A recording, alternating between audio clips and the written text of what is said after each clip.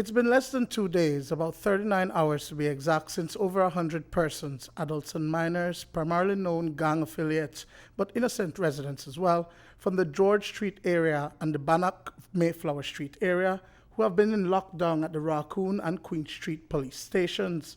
As early as 2:30 on Wednesday morning, the police department executed a sweep in these two hotspots in the old capital, following a declaration of a state of public emergency on Southside Belize City.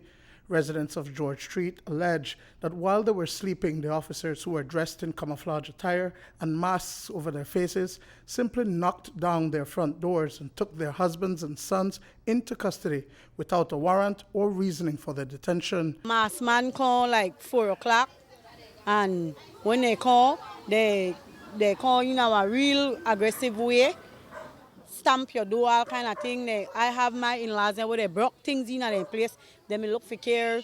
My 16-year-old where they in a Fort farm.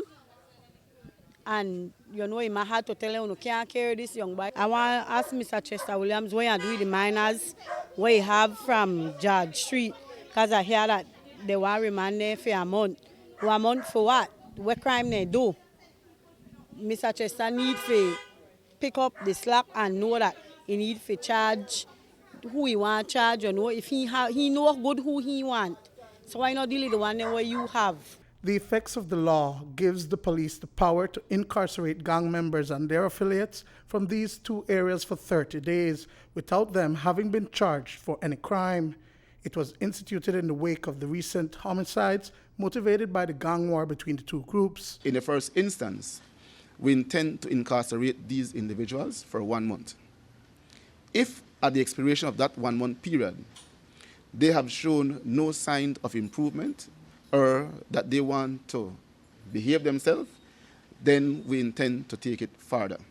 Under the emergency powers granted under the Constitution, if we should wish to have an extension of this 30-day period, we would have to take the matter to the House of Representatives, and I, as Minister, do intend to do so if the circumstances do so warrant. The murders were triggered by the execution of Shakida Bizer last Friday near the Matron Roberts Polyclinic. His funeral is scheduled for Friday, but his relatives, particularly his brothers, who are reputed George Street figures, were detained during the sweep. It is a trying time for Jenny Bizer, who says that her family cannot properly mourn the death of her younger son because they are occupied with the unfair detention of her older sons. I'm in mourning after they gunned down my son, and then now 2 of my sons is on lockdown. That they don't have no time like to prepare, you know, for bury their brother, you know.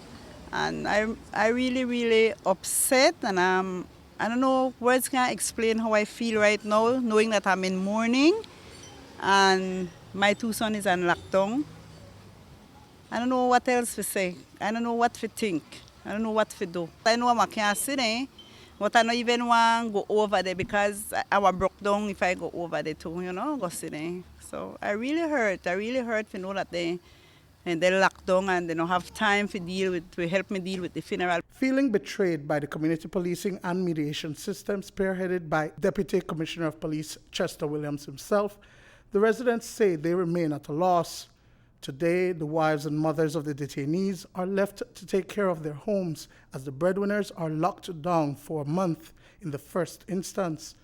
But does the law, which is seen as a case of preventative detention, infringe on the human rights of those caught in the discriminatory net? The provision that has been invoked does allow for a number of the rights that fall in the Bill of Rights to be suspended. Under Section 1810, you actually suspend the right to a fair trial. You no longer have that right if the regulations go to the contrary. You no longer have the right to being detained without a warrant. With a warrant, you no longer have certain rights no longer have the right to be discriminated against. Duane, Moody for News 5.